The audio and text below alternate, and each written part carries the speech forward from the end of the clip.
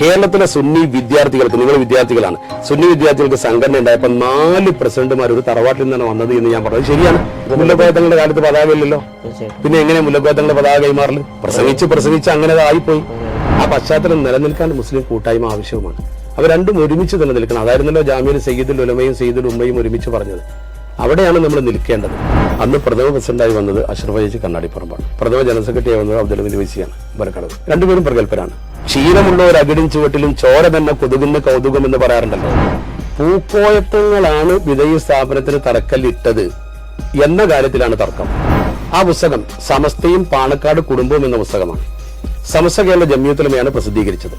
ഞാൻ അതിന്റെ 10 അംഗ എഡിറ്റോറിയൽ ബോർഡിൽ ഒരാളാണ്. അസ്സലാമു അലൈക്കും വറഹ്മത്തുള്ളാഹി.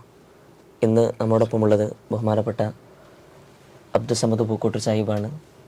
പ്രത്യേകിച്ച് ഇങ്ങനെ വിളിച്ചു ചേർത്ത് സംസാരിക്കാനുണ്ടായ വിഷയം, കഴിഞ്ഞ ദിവസം ജാമിഅ നൂരയിൽ നടന്ന സനദ്ദാന മഹാസമ്മേളന സമാപന വേദിയിൽ അങ്ങ് നടത്തിയ ഒരു പ്രഭാഷണത്തിൽ തറക്കല്ലിട്ടത് സംബന്ധിച്ചൊരു വിവാദം ഇപ്പോഴത്തെ ഒരു സാഹചര്യത്തിലുണ്ട്. പലരും ഇതിൻ്റെ ഒരു വ്യക്തത ചോദിക്കുന്നുണ്ട്. വളരെ സന്തോഷം. താങ്കളുടെ ചോദ്യം ഇപ്പോഴത്തെ സോഷ്യൽ മീഡിയ പ്രചരണ കാലഘട്ടത്തിൽ വളരെ പ്രസക്തമാണ്.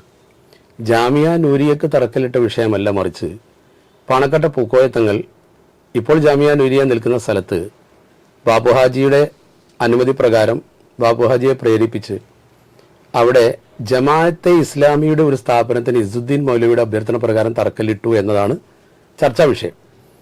ഇതേക്കുറിച്ച് ഞാൻ പറഞ്ഞത് ആർക്കെങ്കിലും മറുപടിയോ അതല്ലെങ്കിൽ ഒരു വിവാദമുണ്ടാക്കാനോ ആയിരുന്നില്ല.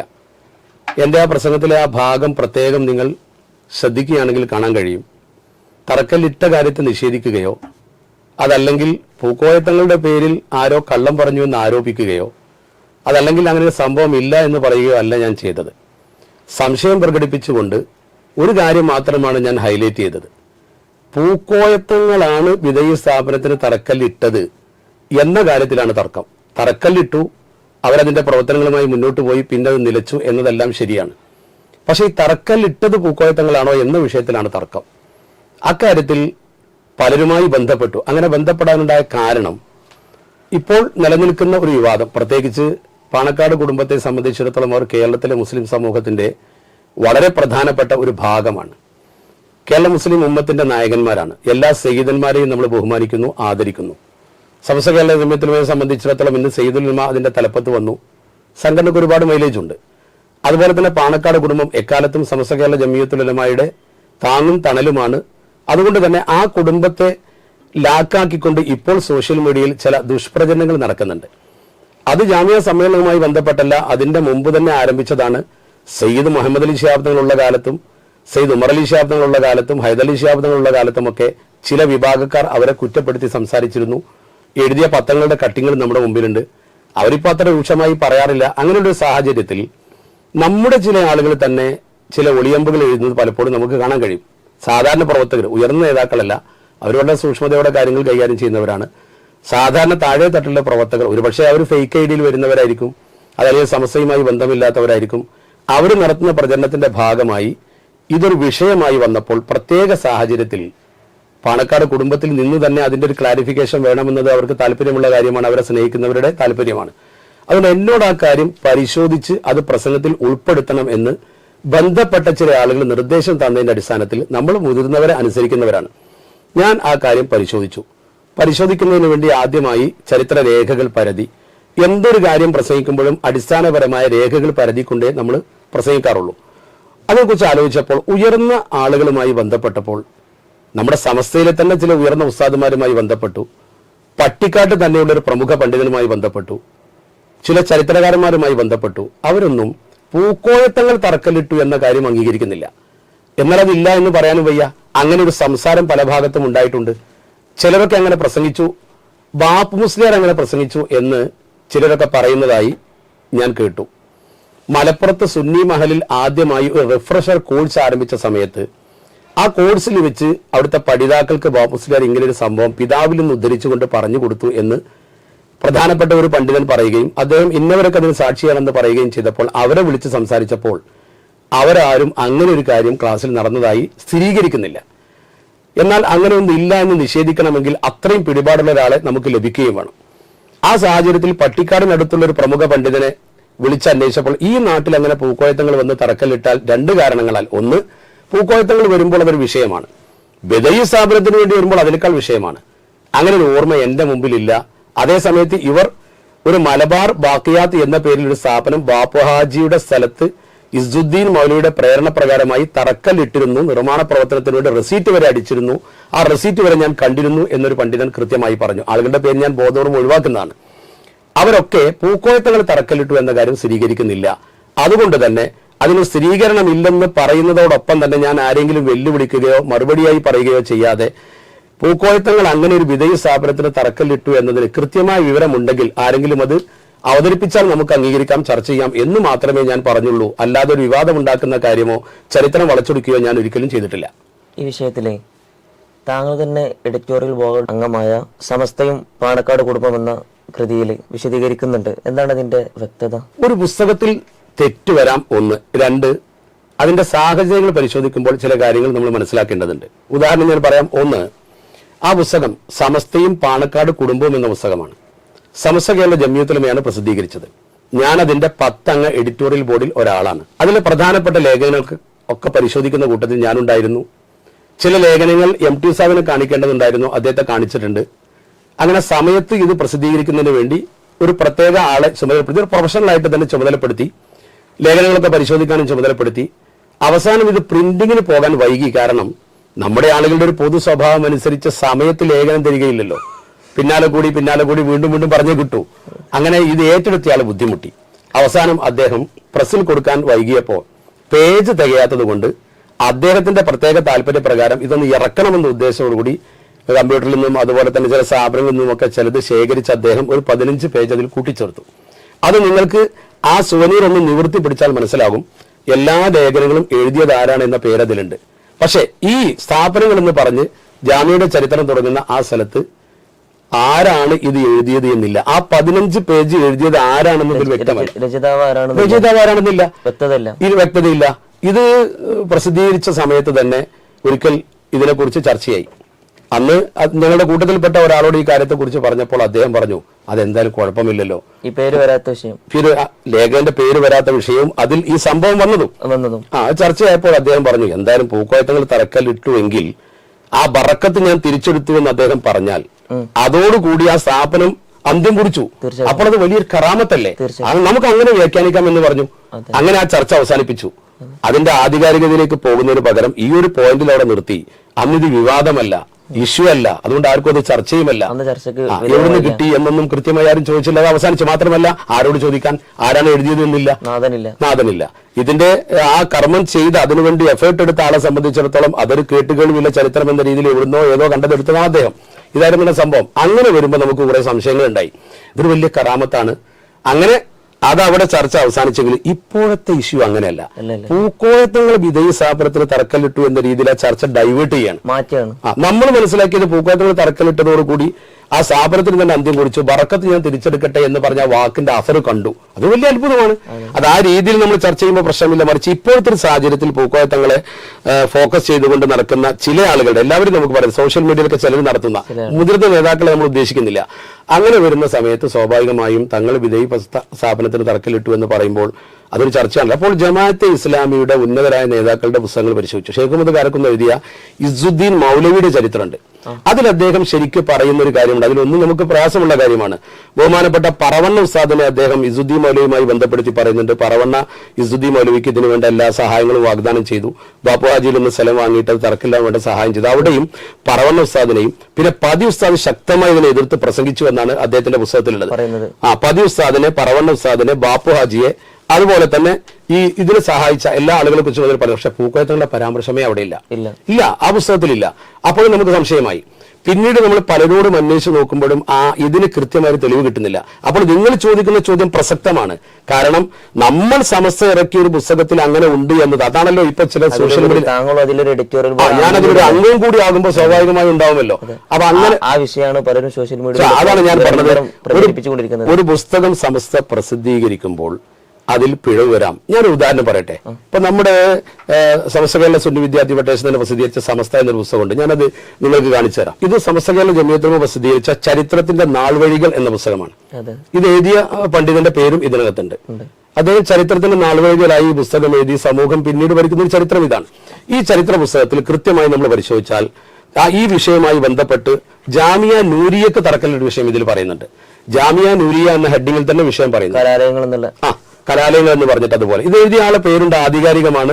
SKSF സ്റ്റേറ്റ് കമ്മിറ്റി പ്രസിദ്ധീകരിച്ച സംഭവമാണ്. ഇതിൽ പറയുന്നത് സമുദായ സ്നേഹിയായിരുന്ന കൊടുവായിക്കൽ ബാപ്പുഹാജി നൽകിയ സ്ഥലത്ത് 1963 ഫെബ്രുവരിയിൽ കോഴിക്കോട് വലിയ കാലി സയ്യിദ് ഷിഹാബുദ്ദീൻ ഇമ്പിച്ചിക്കോയ തങ്ങളാണ് സ്ഥാപനത്തിന് തറക്കല്ലിട്ടത് എന്നാണ് പറയുന്നത്. കോഴിക്കോട് വലിയ കാലി സയ്യിദ് ഷിഹാബുദ്ദീൻ ഇമ്പിച്ചിക്കോയ തങ്ങൾ, നമുക്കറിയാം സയ്യിദ് ഉമർ അലി ഷിഹാബ് തങ്ങളുടെ ഭാര്യ പിതാവ്, അദ്ദേഹമായിരുന്നു കോഴിക്കോട് കാലി. അദ്ദേഹം കോഴിക്കോട് കാലിയെടുക്കുന്ന സമയത്താണ് തറക്കല്ലിട്ടതെന്ന് ശരിയാണ്, കാലഘട്ടം ശരിയാണ്. കാരണം അദ്ദേഹം 1947 മുതൽ 99 വരെ കോഴിക്കോട് കാലിയാണ്. അപ്പൊ അദ്ദേഹം തറക്കല്ലിട്ടു എന്ന ഈ ചരിത്രം ഭാവിയിൽ നമ്മുടെ കുട്ടികൾ പഠിക്കുമ്പോൾ അത് ആധികാരികമാണ്. ഇത് എഴുതിയ ആളെ കുറ്റപ്പെടുത്തിയിട്ട് കാര്യമില്ല. അദ്ദേഹത്തിന് ലഭിച്ചൊരു വിവരം അദ്ദേഹം എഴുതി. ഇത് ജാമിയ നൂരിയയുടെ തറക്കല്ലിടലാണ്. ഈ പോയ സ്ഥാപനത്തിന്റെ അഥവാ ഉണ്ടാവാത്ത സ്ഥാപനത്തിന്റെ വിധേയ സ്ഥാപനത്തിന്റെ തറക്കല്ലിടലല്ല, അല്ല. എങ്കിലും നമ്മുടെ ചരിത്രം എന്ന രീതിയിൽ ഇത് പ്രധാനമാണ്. യഥാർത്ഥത്തിൽ ജാമിയ നൂരിയ അറബി കോളേജിൽ തറക്കല്ലിട്ടത് കോഴിക്കോട് കാലിയായിരുന്ന സയ്യിദ് ഷിഹാബുദ്ദീൻ ഇമ്പിച്ചിക്കോയ തങ്ങളല്ല. അത് ബഹുമാനപ്പെട്ട പാണക്കാട് കുടുംബത്തിൽ തന്നെ, അദ്ദേഹം പാണക്കാട് കുടുംബത്തിലെ വ്യക്തിയാണ്. അങ്ങനെ ആയിരിക്കാം ഒരു പക്ഷേ ആ പുസ്തകത്തിൽ ആ തെറ്റിദ്ധാരണ വരാൻ കാരണം. ലേഖകളെ കുറ്റപ്പെടുത്തിയിട്ട് കാര്യമില്ല, അദ്ദേഹത്തിന് ലഭിക്കുന്ന ചരിത്രമാണ് അദ്ദേഹം എഴുതുക. അപ്പോൾ ഏറ്റവും ആധികാരികമായ ഒരു ഗ്രന്ഥത്തിൽ പേര് വെച്ച് എഴുതിയ ഗ്രന്ഥത്തിൽ പോലും തെറ്റുപറ്റി. അവിടെ നമ്മൾ മനസ്സിലാക്കേണ്ടത് ബഹുമാനപ്പെട്ട പാണക്കാട് കുടുംബത്തിന്റെ പ്രതിനിധിയായി കേരളത്തിലേക്ക് ആദ്യം വന്ന സയ്യിദ് ഷിഹാബുദ്ദീൻ അലിയുൽ ഹദറമി, അദ്ദേഹത്തിന്റെ മകൻ സയ്യിദ് ഹുസൈൻ ഷിഹാബ് മുല്ലക്കോയ തങ്ങൾ. ആ ഹുസൈൻ ഷിഹാബ് മുല്ലക്കോയ തങ്ങളുടെ 4 ആൺമക്കളിൽ ഒരാളാണ് അദ്ദേഹത്തിന്റെ രണ്ടാമത്തെ മകൻ അലി ഷിഹാബുദ്ദീൻ എന്ന് പറയുന്ന തങ്ങൾ. ആ അലി ഷിഹാബുദ്ദീൻ തങ്ങളുടെ മകനാണ് അബ്ദുറഹ്മാൻ ഇമ്പിച്ചിക്കോയ തങ്ങൾ. അബ്ദുറഹ്മാൻ ഇമ്പിച്ചിക്കോയ തങ്ങളുടെ മകനാണ് സയ്യിദ് മുഹമ്മദ് പൂക്കോയ തങ്ങൾ. ഈ മുഹമ്മദ് പൂക്കോയ തങ്ങളുടെ മകനാണ് ജാമിയക്ക് തറക്കല്ലിട്ട സയ്യിദ് ഷിഹാബുദ്ദീൻ തങ്ങൾ എന്ന് പറയുന്ന കോയ വീട്ടിൽ സയ്യിദ് അഹമ്മദ് ഷിഹാബുദ്ദീൻ ഇമ്പിച്ചിക്കോയ തങ്ങൾ. പേരിൽ സാമ്യമുണ്ട്, അതുകൊണ്ട് തെറ്റിദ്ധരിച്ചതാകാം. ഇദ്ദേഹത്തിന് ഒരു പ്രത്യേകത കൂടിയുണ്ട്. ഇദ്ദേഹം പാണക്കാട്ടെ പൂക്കോയ തങ്ങളുടെ പെങ്ങൾ മുത്തുബിയെ വിവാഹം കഴിച്ച ആളാണ്. മറ്റൊരു പ്രത്യേകത, മുത്തുബിക്കും ഇദ്ദേഹത്തിനും ആ ദാമ്പത്യത്തിൽ കുട്ടികളുണ്ടായിരുന്നില്ല. കുട്ടികളില്ലാത്തത് കൊണ്ടാണ് അവർ പാണക്കാട്ട് നിന്ന് ബഹുമാനപ്പെട്ട പൂക്കോയ തങ്ങളുടെ 3 മക്കളെയും അവിടെ കൊണ്ടുപോയി പഠിച്ചു. സയ്യിദ് മുഹമ്മദ് അലി ഷിഹാബ് തങ്ങൾ, അതുപോലെ തന്നെ സയ്യിദ് ഉമർ അലി ഷിഹാബ് തങ്ങൾ, സയ്യിദ് അയ്ദലി ഷിഹാബ് തങ്ങൾ, ഈ 3 പേരും പ്രാഥമിക വിദ്യാഭ്യാസം നേടിയത് കോഴിക്കോട് തങ്ങളുടെ ബാപ്പയുടെ പെങ്ങളുടെ അഥവാ അമ്മായിയുടെ വീട്ടിലാണ്. അവിടെ ഒരു പ്രത്യേകത നമ്മൾ മനസ്സിലാക്കണം. ഈ കോയ വീട്ടിൽ സയ്യിദ് അഹമ്മദ് ഷിഹാബുദ്ദീൻ ഇമ്പിച്ചിക്കോയ തങ്ങൾ എന്ന് പറയുന്ന വ്യക്തി സമസ്ത കേരള ജംഇയ്യത്തുൽ ഉലമയുടെ ആദ്യത്തെ മുഷാവറയിൽ, കണ്ണിത്തുസാദ് അടക്കമുള്ള ബഹുമാനപ്പെട്ട വരക്കൽ മുല്ലക്കോയ തങ്ങൾ രൂപീകരിച്ച മുഷാവറയിൽ 34ാമത്തെ മെമ്പറാണ്. 34ാമത്തെ മെമ്പറാണ് എന്ന് ഞാൻ മനസ്സിലാക്കിയത് സമസ്ത അംഗീകാരത്തിന് വേണ്ടി ഒഫീഷ്യലായി കൊടുത്തതിന്റെ രേഖയിൽ നിന്നാണ്. ഒരു ഇംഗ്ലീഷ് ഭരണഘടന, നിങ്ങൾ പക്ഷേ സമസ്തയുടെ മലയാള ഭരണഘടന കണ്ടിട്ടുണ്ടാവും. സമസ്തയുടെ ഇംഗ്ലീഷ് ഭരണഘടന ഞാൻ വളരെ സന്തോഷത്തോടെ ഓർക്കുന്നു. ഈ പ്രശ്നങ്ങളൊക്കെ ഉള്ള സമയത്ത് ബഹുമാനപ്പെട്ട ഷെയ്ഖുന ശംസുൽ ഉലമയാണ് ഓഫീസിൽ നിന്ന് എന്റെ കയ്യിൽ തന്നത്, നേരിട്ട് എന്റെ കയ്യിൽ തന്നത്. നിനക്ക് പ്രസംഗിക്കാൻ ഇത് ഉപകരിക്കുമടാ എന്ന് പറഞ്ഞിട്ട് ഞാനത് ഇന്നും പൊന്നുപോലെ സൂക്ഷിക്കുന്നുണ്ട്. ആ പഴയ ഭരണഘടന, ഇംഗ്ലീഷ് ഭരണഘടന, ആ ഭരണഘടനയിൽ എഴുതിയിട്ട് 34ാമത്തെ മെമ്പർ ഇദ്ദേഹമാണ്. കൃത്യമായി പറയുന്നുണ്ട്. ആ തങ്ങളാണ് ഇതിന് തറക്കല്ലിട്ട്. അപ്പൊ നമ്മൾ സമസ്തയുടെ ആധികാരിക പുസ്തകം ഇറക്കുമ്പോൾ സ്വാഭാവികമായും ഇതിൽ തെറ്റുവരാൻ പാടില്ല. പക്ഷെ അത് തയ്യാറാക്കിയ ആളെയോ അല്ലെങ്കിൽ അതിന്റെ പ്രസാദനെ കുറ്റപ്പെടുത്തിയിട്ട് കാര്യമുണ്ടോ എന്ന പോലെ സമസ്തയും പാണക്കാട് കുടുംബം എന്ന പുസ്തകത്തിൽ ഇങ്ങനെ ഒന്ന് വന്നു. അതിലാണെങ്കിൽ ലേഖകന്റെ പേരില്ല, ഉണ്ടെങ്കിൽ അദ്ദേഹത്തോട് ചോദിക്കാമായിരുന്നു. അതിന് നമ്മളെ കുറ്റപ്പെടുത്തിയിട്ട് എന്താ കാര്യം? തീർച്ചയായിട്ടും അത് ഉദാഹരണങ്ങൾ ധാരാളം. ഉദാഹരണമായി ഇനി നമ്മൾ പറയുന്ന മറ്റൊരു കാര്യമുണ്ട്. നമ്മളൊക്കെ സംസാരിക്കുന്ന സമയത്ത് പലരും, നമ്മുടെ യുവ പ്രഭാഷകരൊക്കെ വരക്കൽ മുല്ലക്കോയ തങ്ങൾ മുതൽ കൈമാറി വന്ന കൊടി അല്ലെങ്കിൽ വരക്കൽ തങ്ങൾ തന്ന സമസ്തയുടെ പതാക കൈമാറിയത് വരക്കൽ മുല്ലക്കോയ തങ്ങളാണ്. എന്നിട്ട് മുല്ലക്കോയ തങ്ങളുടെ കാലത്ത് പതാക ഇല്ലല്ലോ, പിന്നെ എങ്ങനെ മുല്ലക്കോയ തങ്ങളുടെ പതാക കൈമാറല്? പ്രസംഗിച്ച് അങ്ങനെ ആയിപ്പോയി. അങ്ങനെ വാചികമായി കേട്ട ചില കാര്യങ്ങൾ പിന്നീട് ചരിത്രമായി വരും. അത് ആളുകൾ ഇങ്ങനെ ഉപയോഗിച്ച് ചരിത്രമായി വെച്ച ചില പദപ്രയോഗങ്ങൾ അങ്ങനെയുണ്ട്. അതങ്ങനെ നമ്മൾ മലയാളത്തിലെ പല പദപ്രയോഗം ഇപ്പൊ നമ്മള് പദപ്രയോഗം ഇജാസത്ത് എന്ന് പറയുന്നതിന് പകരം നമ്മൾ ഇജാസിയത്ത് എന്നാ പറയും. അത് അങ്ങനെ വന്നതാണ്, അത് ശരിയല്ലല്ലോ. അതുപോലെ ആളുകൾ പ്രയോഗിക്കുന്ന ചില പദപ്രയോഗങ്ങളുണ്ട്. ആ പ്രയോഗത്തിന്റെ ഭാഗം പോലെ തന്നെ ചില ചരിത്രങ്ങൾ പരസ്പരമായി കൈമാറി വരുമ്പോൾ അങ്ങനെ ഉണ്ടാവും. ഇതിനാരും കുറ്റപ്പെടുത്തിയിട്ട് കാര്യമില്ല. അങ്ങനെ കേട്ടത് കൊണ്ട് തന്നെയായിരിക്കാം നമ്മുടെ പ്രഭാഷകർ പൂക്കോയത്തങ്ങൾ ഇങ്ങനെ സ്ഥാപനത്തിന് തറക്കല്ലിട്ടു എന്ന് പ്രസംഗിച്ചത്. അവരെ കുറ്റപ്പെടുത്താൻ പറ്റില്ല. പക്ഷേ അതിന്റെ യഥാർത്ഥം നമ്മൾ മനസ്സിലാക്കി കൊടുക്കണം, മറുപടി ആയിട്ടല്ല, സമൂഹത്തിന് ഇത് മനസ്സിലാക്കി കൊടുക്കുക എന്ന സതുദ്ദേശത്തോടു കൂടി മാത്രമാണ് നമ്മൾ ഈ കാര്യം ചെയ്തത്. പക്ഷെ വേറെ ചില ആളുകൾ ജാമ്യയുടെ ഗ്രൗണ്ടിൽ ആളില്ലായിരുന്നു, ആളുകൾ ബഹിഷ്കരിച്ചിരുന്നു എന്നൊക്കെ പറഞ്ഞ് വാർത്ത ഉണ്ടാക്കുന്നത് പോലെ ഈ ക്ഷീരമുള്ള ഒരു അകിടിൻ ചുവട്ടിലും ചോര തന്നെ കൊതുകുന്ന കൗതുകം എന്ന് പറയാറുണ്ടല്ലോ. സാധാരണ ഇതിൽ പശുവിന്റെ അകിടിൽ ചെന്ന് കൊതിരുന്നാലും ആ കൊതുക് ഒരിക്കലും കുടിക്കുന്നത് പാലല്ല, ആ പാലിന്റെ നിറകുടത്തിൽ ഇരിക്കുമ്പോഴും അതിന് താല്പര്യം രക്തമാണ് എന്ന പോലെയല്ല ചില ആളുകൾ മൈനസ് പോയിന്റ് മാത്രം കാണുന്ന ആളുകളുടെ ഹിഡൻ അജണ്ടയുടെ ഭാഗമായിട്ടാണ്. അപ്പൊ അവിടെ ജാമ്യയിൽ ഞാൻ പ്രസംഗിക്കുന്ന സമയത്ത് സുന്നത്യമായിട്ട് പ്രസംഗിച്ചു, അതവർ കണ്ടില്ല, അതവർ കേട്ടില്ല. സമസ്തയുടെ വലിപ്പം പ്രസംഗിച്ചു, സമസ്തയുടെ സ്ഥാപനങ്ങളെ കുറിച്ച് പ്രസംഗിച്ചു, അതൊന്നും അവർക്ക് വിഷയമല്ല. പിന്നെ അവര് ആക്കി തീർക്കുന്ന ഒരു പ്രത്യേകത, അത് ചിലപ്പോ അസൂയ ഉണ്ടാകാം, അത് ഞാൻ കുറ്റപ്പെടുത്തുന്നല്ല. സത്യത്തിൽ ഈ വിവാദം ഉണ്ടാകുന്ന ഈ പശ്ചാത്തലത്തിൽ തന്നെ നമ്മൾ കൂടുതൽ ശ്രദ്ധ കേന്ദ്രീകരിക്കേണ്ടത് തന്നെ പൂക്കോയത്തങ്ങളുടെ കറാമത്തായിരുന്നു അവിടെ ഹൈലൈറ്റ് ചെയ്യപ്പെടേണ്ടത്. പക്ഷേ ബോധപൂർവം പൂക്കോയത്തങ്ങൾ ബിദ്അത്ത് സ്ഥാപനത്തിന് തറക്കല്ലിട്ടു, പൂക്കോയത്തങ്ങൾ ബിദ്അത്ത് സ്ഥാപനത്തിന് തറക്കല്ലിട്ടു എന്നൊരു ത്വര സമൂഹ മാധ്യമങ്ങളിലും മറ്റിടങ്ങളിലും അങ്ങനെ വരുത്തി തീർക്കാനുള്ള ഒരു ബോധപൂർവമായ ശ്രമം പിന്നിലുണ്ടോ എന്നത് തന്നെ ഒരു ഗൗരവകരമായി അങ്ങനെ ഒരു സംശയം ജനിച്ചത് കൊണ്ടാണ്, ആ സംശയത്തിന്റെ പശ്ചാത്തലത്തിലാണ് ഇത് വിശദീകരിക്കേണ്ടി വന്നത്.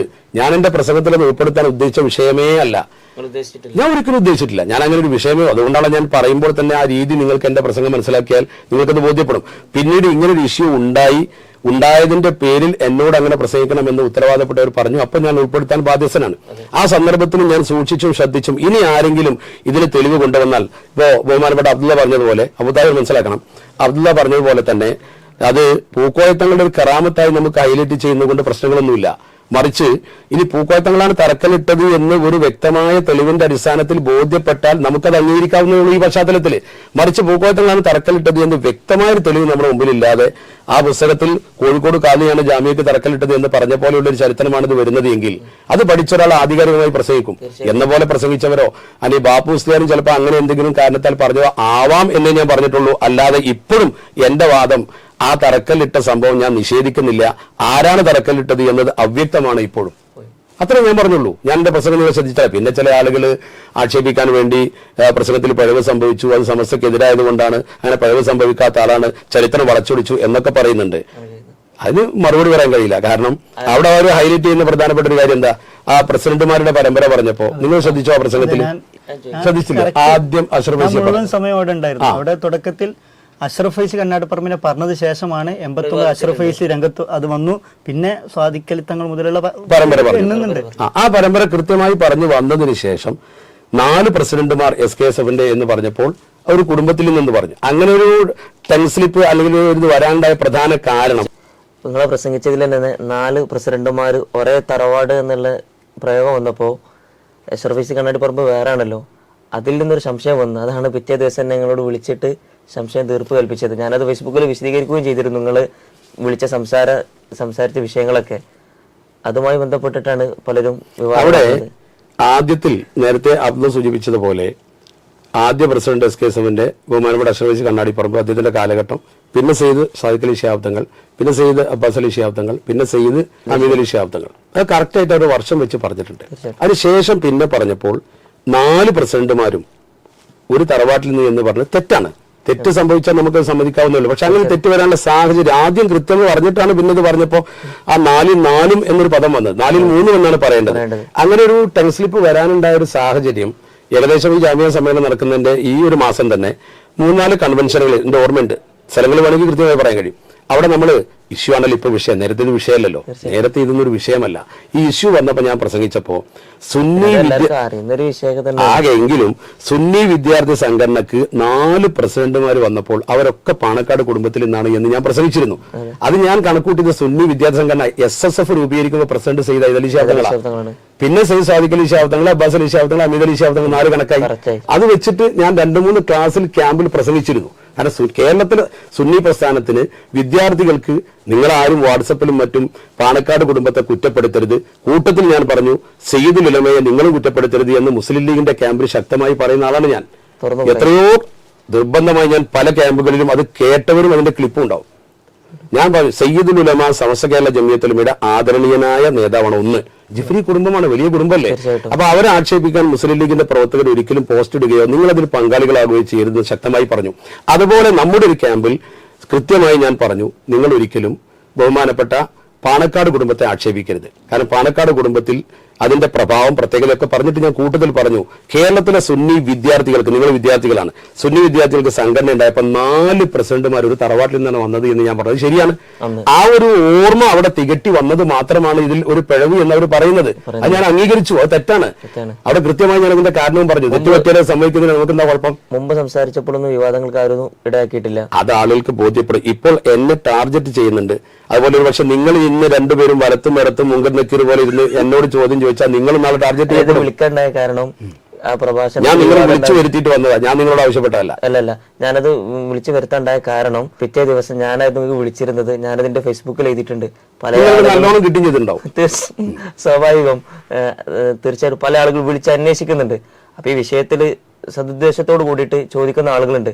അപ്പൊ അവർക്ക് തെറ്റിദ്ധാരണ തീർത്തു കൊടുക്കാൻ വേണ്ടിയിട്ടാണ് വിളിച്ചു വരുത്തിയിട്ട് പ്രയാസമായിട്ടുണ്ടെങ്കിൽ ക്ഷമ ചോദിക്കുക. സന്തോഷം, എനിക്കൊരു കിട്ടും. കാരണം നമ്മളൊക്കെ ഈ സംഘടനയ്ക്ക് വേണ്ടി പ്രവർത്തിക്കുന്നത് മരിച്ചിട്ട് എന്തെങ്കിലും പ്രതിഫലം കിട്ടണമെന്ന് കരുതിയിട്ടാ. ആരെങ്കിലും ചെറുതാക്കാനോ ആക്ഷേപിക്കാനോ അല്ല. നമ്മളൊരാളെ ചെറുതാക്കാൻ ഉദ്ദേശിച്ചാൽ അവർ ചെറുതാവൂല. അള്ളാഹുവാണ് ഈ കാര്യം തീരുമാനിക്കുന്നത്. ആ ഒരു ബോധമുണ്ട്. പിന്നെ നമ്മളൊരു സദസ്സിൽ പ്രസംഗിക്കുമ്പോൾ ഇനി നിങ്ങൾ എൻ്റെ സഹപ്രവർത്തകരായതുകൊണ്ട് ഞാൻ നിങ്ങളോടൊരു ഉപദേശം എന്ന രീതിയിലല്ല, ഒരു അഭിപ്രായം എന്ന രീതിയിൽ നമ്മൾ സദസ്സിൽ പ്രസംഗിക്കുമ്പോൾ നമ്മളെക്കാളേറെ ചരിത്രം അറിയുന്നവരും വിജ്ഞാനമുള്ളവരും സദസ്സിലുണ്ട് എന്ന് കരുതി വിനയത്തോടെ പ്രസംഗിക്കണം. ഞാൻ ഇന്നേവരെ അഹങ്കാരത്തോടെ പ്രസംഗിച്ചില്ല. പക്ഷെ ശത്രുക്കൾക്കെതിരെ പറയുമ്പോൾ ആഞ്ഞടിക്കും നമ്മൾ. സത്യത്തിൽ ഈ പൂക്കോയത്തങ്ങളുടെ വിഷയത്തിൽ പൂക്കോയത്തങ്ങളുടെ പേരിൽ കള്ളം പറഞ്ഞു എന്ന് ഉറപ്പുണ്ടെങ്കിൽ ആഞ്ഞടിച്ചാണ് പ്രസംഗം. തീർച്ചയായിട്ടും പ്രഭാഷണത്തിൽ അന്നത്തെ പ്രഭാഷണത്തിൽ ആധികാരികമായി ഉറപ്പുള്ള വിഷയമാണെങ്കിൽ ഒരു വെല്ലുവിളി ശൈലിയിലൊക്കെ തീർച്ചയായും സ്വതസിദ്ധമായ ശൈലി അങ്ങനെയാണ്, ആ ശൈലി തന്നെ പ്രസംഗിക്കും. പക്ഷെ അതൊരു ഉറപ്പില്ല. ഇപ്പോഴും ഈ വിഷയത്തിൽ ഞാൻ അന്വേഷിച്ചുകൊണ്ടിരിക്കുക. പഴയ അൽബയാനൊക്കെ കിട്ടിയ പഠനത്തിലാണ്. പഠനത്തിലെ ഏത് വിഷയം പഠിക്കണ്ടേ? ഇങ്ങനെ ഇതൊരു വിഷയമല്ല, നാളെ സമസ്യയുടെ മക്കൾക്ക് നമ്മൾ പറഞ്ഞു കൊടുക്കണ്ടേ? തീർച്ചയായിട്ടും. അപ്പൊ ഞാനത് ഉറപ്പിക്കുന്നതിന് വേണ്ടി ഇപ്പോഴും പഠനത്തിലാണ്, അന്വേഷണം. അതിന്റെ ഭാഗമായിട്ടാണ് ഇപ്പൊ നമ്മുടെ പുസ്തകത്തിൽ തെറ്റുപറ്റിയ കാര്യം കണ്ടുപിടിച്ചത്. അങ്ങനെയുള്ള അന്വേഷണങ്ങൾ നടക്കട്ടെ, പഠനങ്ങൾ നടക്കട്ടെ. പക്ഷേ നമ്മളിങ്ങനെ ചേരി തിരിഞ്ഞ് വാട്സപ്പിലൂടെ കളിക്കുമ്പോൾ അതിനിടയ്ക്ക് വരുന്ന ചില കാര്യമുണ്ട്. ഒന്ന്, ഫേക്ക് ഐഡിയിൽ കുറെ ആളുകൾ വന്നിട്ട് നമ്മൾ അകറ്റാൻ ശ്രമിക്കുന്നുണ്ട്. നമ്മുടെ നേതാക്കളും നമ്മളും തമ്മിൽ ഇപ്പൊ ആരെ കുറിച്ച് പറഞ്ഞാലും ഒരു അഭിപ്രായ വ്യത്യാസവും ഞങ്ങൾ തമ്മിലില്ല, സൗഹൃദത്തിന് കുറവില്ല. ഞങ്ങൾ ബന്ധപ്പെട്ടുകൊണ്ട് തന്നെ നിൽക്കുന്ന, ഒരുമിച്ച് പ്രവർത്തിക്കുന്ന പ്രവർത്തകരാണ് എല്ലാവരും. അവർ ഒരുമിച്ച് തന്നെ കൊണ്ടുപോകണം. പക്ഷേ ഇപ്പോൾ സോഷ്യൽ മീഡിയയിൽ ചില ആളുകൾ പ്രചരിപ്പിക്കുന്നത് സയ്യിദുൽ ഉലമയും സയ്യിദുൽ ഉമ്മയും ഐക്യം ആഹ്വാനം ചെയ്തപ്പോൾ ഞാൻ വിഭാഗീയത ആഹ്വാനം ചെയ്തു എന്നാണ്. എന്ത് വിഭാഗീയത ഞാൻ അവിടെ പ്രസംഗിച്ചത്? ഞാൻ അവിടെ പറഞ്ഞത് ഇതിന്റെ ചരിത്ര സത്യം നമ്മൾ പരിശോധിക്കണം എന്നേ പറഞ്ഞുള്ളൂ. ട്വിസ്റ്റ് ചെയ്യുന്നതെല്ലാം അതിനെന്ത് ചെയ്യും? ഈ വിഷയവുമായി ബന്ധപ്പെട്ടിട്ട് ഇപ്പൊ ചില ആളുകൾ പറയാറുണ്ട്. ഇപ്പൊ എന്നോട് തന്നെ ഈ വിഷയമായി എഴുതിയ ഫേസ്ബുക്കിൽ എഴുതിയപ്പോൾ വിവാദമായി ബന്ധപ്പെട്ട ഒരു വിഷയം ഞാൻ സോഷ്യൽ മീഡിയയിൽ വിവാദമായി ബന്ധപ്പെട്ട് എത്തുന്ന ആളല്ല. ആദ്യമായിട്ടാണ് ഈ വിഷയം നേരിട്ടിട്ട് ഇന്റർവ്യൂ ചെയ്യുന്നത് കൂടി. കാരണം ഇതിന്റെ ആവശ്യകത കൊണ്ടാണ്. എന്ന് വെച്ചാൽ പല ആളുകളും ചോദിക്കുന്ന വിഷയം തെറ്റിദ്ധാരണ ഉണ്ടാവരുത്. സോഷ്യൽ മീഡിയയിൽ സയ്യിദുൽ ഉലമയും അമീറുൽ ഉമ്മയും വിവാദം ഉണ്ടാവരുത്, എഴുതരുത്. പിന്നെ നിങ്ങൾ എഴുതാണോ എന്നാണ് പലരും ഇന്നുപോലും ചോദിക്കുന്നത്. ഒരു സത്യം, ഇതിന്റെ യഥാർത്ഥം അവർക്ക് പുറത്തു വരും. അവരെഴുതി, അവരാ പുസ്തകം എടുത്തിട്ട് സമസ്യയുടെ പുസ്തകത്തിൽ ഇങ്ങനെ ഉണ്ടെന്ന് പറഞ്ഞ് വിവാദം സൃഷ്ടിക്കുമ്പോൾ അതിന് നിങ്ങൾ വിളിച്ചു ചേർത്ത പോലെ ഒരു മറുപടി പറയുന്നത് നമ്മുടെ കടമയല്ലേ? തീർച്ചയായിട്ടും. ആ കടമ ഞാൻ നിർവഹിക്കുന്നുള്ളൂ. നമ്മളിതൊക്കെ ഒരുമിച്ച് പോകണം, ഒന്നിച്ചു നിൽക്കണം എന്ന ഒരൊറ്റ ആശയമുള്ളതാണ്. മാത്രമല്ല ചില ആളുകളുടെ നിരന്തരം പ്രചരണം സോഷ്യൽ മീഡിയയിലൂടെ ഇത് അകന്നിട്ടുണ്ട്, രണ്ടായിട്ടുണ്ട് എന്ന രീതിയിലുള്ള പ്രചരണം ഇത് തന്നെയാണ് മുമ്പും സംഭവിച്ചിട്ടുള്ളത്. അങ്ങനെ അതിനിടയ്ക്കുള്ള നമുക്ക് വരുന്ന മൈനസ് പോയിന്റ്, ഇതിന്റെ വിള്ളലാണ് 100ാം വാർഷികം അപ്പുറത്ത് ആഘോഷിക്കുന്നത്. നമ്മളിങ്ങനെ തമ്മിൽ വ്യത്യസ്ത രീതിയിൽ അഭിപ്രായപ്പെടുമ്പോൾ അവർ ശക്തിപ്പെടുകയാണ്. അത് നമ്മൾ മനസ്സിലാക്കണം. ഒന്ന്. രണ്ടാമത്തെ ഒരു കാര്യം, സോഷ്യൽ മീഡിയയിൽ നമ്മളെ ഭിന്നിക്കുന്നതിന് വേണ്ടി വളരെ അധികം ഫേക്ക് ഐഡിയിൽ വരുന്ന ആളുകളുണ്ട്. ഇതൊന്നും ശത്രുവിന്റെ ഇടൻ അജണ്ടയാണ്. ആ ഇരയിട്ട് തരും, അത് വീണ് പോവാണ്. സങ്കടമുണ്ട് ഈ കാര്യത്തിൽ. സത്യത്തിൽ ഇതൊക്കെ ഒന്ന് അവസാനിച്ച് നല്ല നിലയിലാകണമെന്നുള്ള ഒരു മാനസിക അവസ്ഥയിലും പ്രാർത്ഥനയിലുമാണ് നമ്മൾ. അല്ലെങ്കിൽ നമുക്കിതൊരു സന്തോഷമില്ലല്ലോ. കാരണം നമ്മൾ ഈ സംഘടനാ രംഗത്ത് പ്രവർത്തിക്കുമ്പോൾ നമ്മളെ സ്നേഹിക്കേണ്ട ആളുകൾ ഈ രീതിയിൽ ആയിത്തീരുമ്പോൾ അവരങ്ങനെ ആയിത്തീർന്നതിന്റെ കാരണം, അവരെ ചിലരങ്ങനെ ആക്കി തീർത്തതിന്റെ കാരണം ഈ മീഡിയകളാണെങ്കിൽ അതിൽ നിന്നൊരു മോചനം നമുക്ക് വേണ്ടേ? ഒറ്റ കാര്യം എനിക്ക് അവസാനമായി പറയാനുള്ളൂ. ഒന്ന്, അടുത്തറിയാം. എന്താണ് ഒരു വിഷയം ഉണ്ടാകുമ്പോൾ നേരിട്ട് ചോദിക്കുക. നിങ്ങൾ ചോദിച്ച പോലെ എന്താണ് ഇതിന്റെ സത്യാവസ്ഥ നേരിട്ട് ചോദിക്കുക.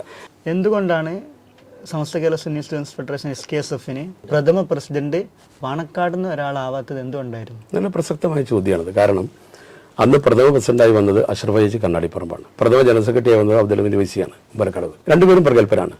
ആ ബഹുമാനപ്പെട്ട അഷ്റഫ് ഫൈസി പ്രസിഡന്റ് ആവാനുള്ള കാരണം അപ്പോഴത്തെ ഒരു സാഹചര്യം, നിലവിലുള്ള ഒരു സംഘടനയെ നമ്മൾ വേറൊരു സംഘടന രൂപീകരിച്ചുകൊണ്ട് അതിനെ പൊളിച്ചെഴുതി സമസ്ത കേരള ജംഇയ്യത്തുലമയുടെ ആലിമീങ്ങൾക്ക് അനുകൂലമാക്കുകയാണ്. എറണാകുളം സമ്മേളനത്തിന്റെ പശ്ചാത്തലത്തിൽ സമസ്ത യോഗം ചേർന്ന് 6 പേരെ മാറ്റി നിർത്തി സമസ്ത കേരള ജംഇയ്യത്തുലമ ഒരു തീരുമാനമെടുത്തപ്പോൾ ഈ 6 പേരുടെ കൂടെയാണ് ഭൂരിപക്ഷം SSFകാർ നിൽക്കുന്നത്. മാത്രമല്ല ഒരു സംഭവം കൂടി മനസ്സിലാക്കണം. ബഹുമാനപ്പെട്ട സയ്യിദ് ഹൈദരലി ശിഹാബ് തങ്ങൾ 1979-73 സംഘടനയുടെ പ്രസിഡന്റായി 79 രാജിവെച്ച് പോന്നതാണ്. അദ്ദേഹം രാഷ്ട്രീയക്കാരനാണ് എന്നാണെന്ന് ആരോപിച്ചത്. ആ വിഭാഗത്തിന്റെ കയ്യിലാണ് SSF ഉള്ളത്. അതിന്റെ പ്രസിഡന്റായി ഇപ്പുറത്തൊരു സംഘടന നമ്മൾ രൂപീകരിക്കുമ്പോൾ സ്വാഭാവികമായും അഭിപ്രായ വ്യത്യാസങ്ങൾ, സംഘർഷങ്ങൾ, പ്രതിസന്ധികളൊക്കെ ഉണ്ടാവും. വിമർശനങ്ങൾ അതിനേക്കാൾ വരും. വലിയ പ്രതിസന്ധി, യോഗം പോലും നടത്താൻ കഴിയാത്ത ബുദ്ധിമുട്ടുകൾ പല പ്രദേശത്തും വന്നിട്ടുണ്ട്. ആ സമയത്ത് മുന്നിൽ നിന്ന് ഓടി നടക്കാൻ പാണക്കാട്ടിൽ നിന്ന് ഒരാളെ നമ്മൾ കൊണ്ടുപോകുന്നത് ശരിയല്ല. അവരെ ആദരിച്ച് കൊണ്ടുപോകേണ്ടതാണ്. അവരെ പ്രതിരോധത്തിലേക്കല്ല കൊണ്ടുപോകേണ്ടത്, ബഹുമാനിച്ച് കൊണ്ടുപോകണം. അതേപോലെ SKSFന്റെ ഓഫീസ് സെക്രട്ടറി ബഹുമാനപ്പെട്ട പൂക്കോട്ട് സാഹിബാണ് എന്നുള്ളത്. അതിന്റെ കാരണം അന്ന് കോഴിക്കോട്ട് സ്വാഭാവികമായും ഈ പ്രതിസന്ധി ഞാൻ നേരത്തെ പറഞ്ഞല്ലോ, സംഘർഷങ്ങളുടെ സമയമാണ്, ഒരുപാട് പ്രശ്നങ്ങളുടെ സമയം. ഓഫീസിൽ തന്നെ കയറി വന്ന് മറുവിഭാഗം വരും, അവർ ചില പ്രശ്നങ്ങളൊക്കെ ഉണ്ടാക്കും. സ്വാഭാവികമായി SSFന്റെ ആളുകൾ വരുമല്ലോ ഓഫീസിൽ, ഇത് നമ്മുടെ കാര്യം എന്താണെന്ന് അറിയാൻ. അപ്പൊ അവരുമായൊക്കെ നമുക്ക് പിടിച്ചു നിൽക്കണമെങ്കിൽ കുറച്ചൊക്കെ നമ്മൾ പൂക്കോട്ട് സ്വഭാവം വേണ്ടി വരും. അന്ന് ഇപ്പൊ പ്രായമായി. അപ്പൊ അതിന് പറ്റിയ ഒരാളെന്നുള്ള ആളെ കിട്ടാത്തതുകൊണ്ട് എന്നെക്കാൾ പ്രകല്പനമില്ലാത്തതുകൊണ്ടോ അല്ല, അതിനാണ് എന്നെ കൊണ്ടുപോയി പിടിച്ചവിടെ എത്തിയത്. അഷ്റഫ് ഫൈസി നേരിട്ട് ഈ കാര്യങ്ങളൊക്കെ അറിയാവുന്ന ആളാണ്, പലരും അങ്ങനെയുണ്ട്. അപ്പൊ അന്നുള്ള സംഘർഷത്തിൽ നമ്മളെ കൊണ്ടുപോയി ഇരുത്തി എന്നേ ഉള്ളൂ. ഞാനില്ലെങ്കിലും വേറെ ആളുണ്ടാവും, അത് വേറെ കാര്യം. അത് ഞാനായിരുന്നു എന്ന് മാത്രം, അത്രയേ ഉള്ളൂ. അതിൽ വലിയ ഒരു അത്ഭുതമൊന്നും നമുക്കിപ്പോൾ പ്രകടിപ്പിക്കേണ്ട കാര്യമില്ല. താങ്കൾ മുസ്ലിം ലീഗിന്റെ വേദികൾ പ്രസംഗിക്കാറുണ്ട്, അതിനെ മുസ്ലിം ലീഗിന് സപ്പോർട്ട് ചെയ്യാറുണ്ട്. അപ്പോൾ ഇതിന്റെ പിന്നിൽ ഒരു പാർലമെന്ററി മോഹം ഉണ്ട് എന്ന് പലരും പറയുന്നു. അങ്ങനെ ചർച്ച ചെയ്യപ്പെടുന്ന MLA ആവാനോ MP ആവാനോ അങ്ങനെ ഒരു ചിന്ത, ഒരു ഉദ്ദേശം ഈ ലീഗ് വേദികളിലെ താങ്കളുടെ പ്രസംഗങ്ങളിലും ഈ ഇടപെടലുകളിലും ഉണ്ടോ എന്ന ഒരു ചോദ്യം. അത് എന്റെ മനസ്സിലുള്ളത് അവരെങ്ങനെ വായിച്ചു എന്ന് എനിക്കറിയില്ല. കാരണം എനിക്ക് അങ്ങനെ ഒരു മോഹം ഉണ്ടെങ്കിൽ എൻ്റെ വാർഡ് മുസ്ലിം ലീഗ് കമ്മിറ്റിയിൽ പോലും ഞാൻ മെമ്പറല്ല. അതുപോലെ തന്നെ ഒരു വാർഡിലേക്ക് മത്സരിക്കാൻ ഞാൻ ശ്രമിച്ചിട്ടില്ല. പിന്നെ കാത്തിരുന്ന് കാണാമല്ലോ. ഒരു പാർലമെന്ററി വ്യാമോഹവും പടച്ച റബ്ബിന്റെ തൗഫീഖോടുകൂടി ഇന്ന് എൻ്റെ മുമ്പിലില്ല. കാരണം ഈ മതസംഘടനയ്ക്ക് വേണ്ടി പ്രവർത്തിക്കുക, സമസ്തക്കൊപ്പം നിൽക്കുക, ഇങ്ങനെ പ്രസംഗിച്ചും നന്മ പറഞ്ഞും അങ്ങനെ മരിച്ചു പോകുക എന്നുള്ളതല്ലാതെ ഒരു പാർലമെന്ററി വ്യാമോഹം. ഉദാഹരണം, ഞാൻ ഏറ്റവും പ്രതിസന്ധിയിലായത് സെൻട്രൽ ഗവൺമെന്റിന്റെ ഹജ്ജ് കമ്മിറ്റി മെമ്പറായ സമയത്ത് 6 വർഷം എനിക്കൊരു താല്പര്യവുമില്ലാതെ എന്നെ പിടിച്ചാക്കിയതാണ്. അതുകൊണ്ട് കുറേ ആളുകൾക്ക് അന്ന് ഹജ്ജിന് കിട്ടാത്ത ആളുകൾക്ക് ഞാൻ കൊടുത്തൊക്കെ നമ്മുടെ പ്രവർത്തകരായ നല്ല പണ്ഡിതന്മാർക്ക്, നന്ദി ദാറുസലാമിലെ പണ്ഡിതന്മാർ, അതുപോലെ പാലക്കാട് ജില്ലയിൽ നമ്മുടെ SYS എഴുതുന്ന ലിസ്റ്റ് അത് കൈകാര്യം ചെയ്തിരുന്നത് ബഹുമാനപ്പെട്ട ലത്തീഫ് ഫൈസിയാണ്. ലത്തീഫ് ഫൈസിക്ക് ഞാൻ എൻ്റെ അന്ന് 25, 30, 10, 12 ആളുകളെ നമുക്ക് 40,000, 50,000 അപേക്ഷയുള്ള സമയത്ത് നമ്മൾ ഒപ്പിട്ട് കൊടുത്താൽ അവർക്ക് ഹജ്ജിന് പോകാമായിരുന്നു. ആ കൊടുത്തയച്ചത് മുഴുവൻ നമ്മുടെ പ്രവർത്തകരെയാണ്. ഭൂരിപക്ഷം കുറച്ചൊക്കെ അപ്പുറപ്പുറമുള്ള ആളുകളെ നമ്മൾ പരിഗണിച്ചിട്ടുണ്ട്, ഉപകാരം. പക്ഷേ അതിന് ഞാൻ ബുദ്ധിമുട്ടിയത് അന്ന് ഫ്ലൈറ്റ് നമ്മൾ ഡൽഹിക്ക് പോകുന്ന സമയത്ത് ഒരു ഫ്ലൈറ്റ് ഉച്ചക്ക്, ആ ഫ്ലൈറ്റ് കോയമ്പത്തൂർ വഴി പോകും, അവിടെ എത്തുമ്പോൾ വൈകിട്ടാവും. അന്ന് പിറ്റേന്നാണ് യോഗം കഴിയുമ്പോഴേക്ക് ഈ ഫ്ലൈറ്റ് ഇങ്ങോട്ട് വരും, പിറ്റേന്ന് വരാൻ പറ്റും. 3 ദിവസം അതിനുവേണ്ടി ചെലവാക്കണം. 3 പരിപാടികൾ മുടങ്ങും. അപ്പോൾ അതൊരു വലിയ പ്രതിസന്ധിയാണ്. അങ്ങനെയുള്ള ഒരു അവസ്ഥയിലേക്ക് നമ്മൾ വന്നാൽ നമുക്കൊരുപാട് ബുദ്ധിമുട്ടുകളുണ്ട്. മാത്രമല്ല അങ്ങനത്തെ ഒരു സ്ഥാനം നമ്മൾ വഹിക്കുമ്പോൾ നമ്മൾ ജനങ്ങളോട് മറുപടി പറയാൻ ബാധ്യസ്ഥനാണ്. ഇപ്പോൾ ഒരു MLA ആയാലും MP ആയാലും പഞ്ചായത്ത് മെമ്പർ ആയാലും പ്രസിഡന്റ് ആയാലും ജനങ്ങളുമായി ഇപ്പൊ നമുക്ക് യാതൊരു ടെൻഷനും ഇല്ല. ആരോടും ഒരു മറുപടി പറയേണ്ട കാര്യമില്ല. നിങ്ങൾ വിചാരിച്ച പോലല്ല ആ പാർലമെന്ററി സ്ഥാനത്തിരിക്കുന്ന ആളുകൾക്കുള്ള ടെൻഷനും പ്രയാസവും നിങ്ങൾ മനസ്സിലാക്കുന്നുണ്ടോ? ഒരിക്കലും കഴിയില്ല. അപ്പൊ സ്വാഭാവികമായും അതൊന്നും അത്ര സുഖകരമായ കാര്യമൊന്നുമല്ല. പിന്നെ ജീവിതത്തിൽ വേറെ മാർഗമില്ലെങ്കിൽ സ്വീകരിക്കേണ്ട ഒരു വഴിയല്ല അത്. പിന്നെ ഇനി വേറൊരു കാര്യം കൂടി ഞാൻ പറഞ്ഞിട്ട് സത്യമായിട്ട്, ഇപ്പോൾ ഒരു MLA അല്ലെങ്കിൽ ഒരു MP ഒക്കെ ആണെങ്കിൽ ഒരു മണ്ഡലത്തിൽ മത്സരിക്കുമ്പോൾ എല്ലാ കല്യാണങ്ങൾക്കും പോകണം, എല്ലാവരെയും തൃപ്തിപ്പെടുത്തണം, എല്ലാ സ്ഥലത്തും എത്തണം. ആ നിലക്ക് നോക്കുമ്പോൾ ഞാനും ഇപ്പൊ മത്സരിക്കുന്ന ഏതെങ്കിലും ഒരു മത്സരിച്ച് ജയിച്ച MLA മത്സരിച്ചാൽ ഞാൻ തോൽക്കുന്നു എനിക്ക് ഉറപ്പാ. കാരണം എന്നെ അതിന് പറ്റൂല, എന്നെ എല്ലാവരും തൃപ്തിപ്പെടുത്താൻ പറ്റൂല, എന്റെ ഫീൽഡ് വേറെയാണ്, ഞാൻ തോൽക്കുന്ന ഉറപ്പല്ലേ.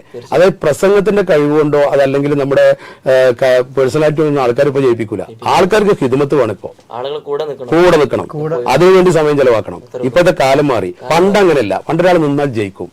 ഇപ്പോൾ അതിനുവേണ്ടി നല്ല കഠിനാധ്വാനം എളുപ്പമുള്ള പണിയൊന്നുമില്ലാതെ ഇപ്പോഴത്തെ പാർലമെന്ററി സ്ഥാനത്തിരിക്കുന്ന ആളോട് ചോദിച്ചാൽ അറിയാം. മാത്രമല്ല വിമർശനങ്ങൾ ഇഷ്ടംപോലെ വരികയും ചെയ്യും. കേരളത്തിലെ മുസ്ലിങ്ങൾ ബഹുഭൂരിപക്ഷവും മുസ്ലിം ലീഗിന്റെ പുറകെയുണ്ട്, അതുപോലെ അല്ലാത്തവരുണ്ട്.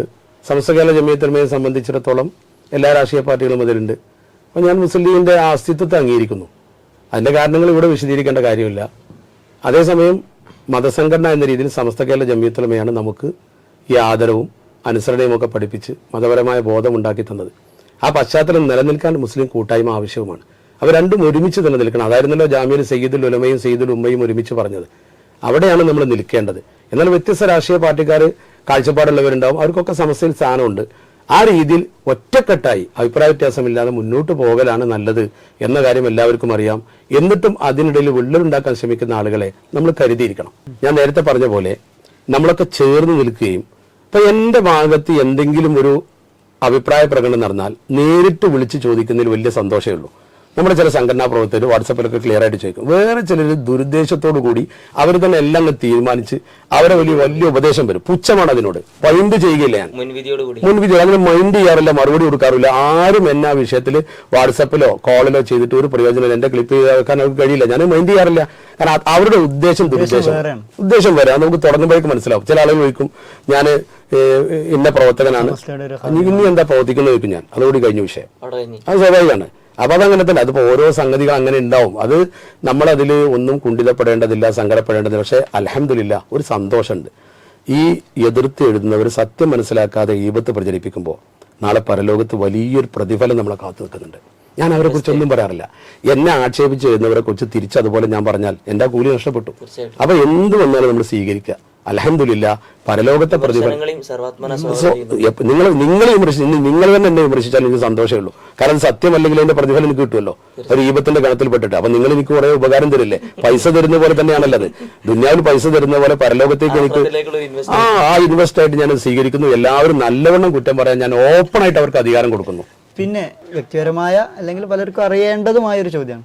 ഇപ്പോൾ ബഹുമാനപ്പെട്ട സമസ്ത ജമിയത്തുൽ ഉലമയുടെ സമ്മേളന വേദികളിലാണെങ്കിലും ജാമിയ പോലത്തെ സമസ്തയുടെ അഭിമാന സ്ഥാപനങ്ങളിലെ സമ്മേളനങ്ങളിലാണെങ്കിലും ഒരു സമസ്തയുടെ മുഖമായി ഒരു പ്രഭാഷകനായി പൂക്കോട്ട് സാഹിബ് പണ്ടേ ഉണ്ട്. അപ്പോൾ ഇതിന് പിന്നിലൊക്കെ മഹാനായ ശംസുൽ ഉലമ റഹ്മത്തുള്ളാഹിയുടെ ഒരു ആശീർവാദം, ഒരു അനുഗ്രഹം പൂക്കോട്ട് സാഹിബിന്റെ ജീവിതത്തിൽ ഉണ്ടായത്. അത് നീണ്ടു പറയേണ്ട കാര്യമാണ്. ഞാൻ ചുരുക്കി പറയാം.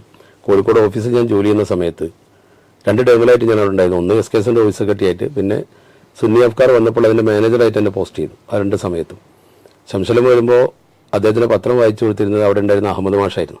കൊട്ടപ്പുറത്തുകാരനായിരുന്നു, മരിച്ചുപോയി, അള്ളാഹു മഗ്ഫിറത്ത് നൽകട്ടെ. അദ്ദേഹം ആ കർമ്മം നിർവഹിച്ച് വയസ്സായ മനുഷ്യനായിരുന്നു, നല്ല ആത്മാർത്ഥമുള്ള. അദ്ദേഹം ഞാൻ ചെന്നപ്പോൾ ഞാനും അദ്ദേഹം കമ്പനിയായി.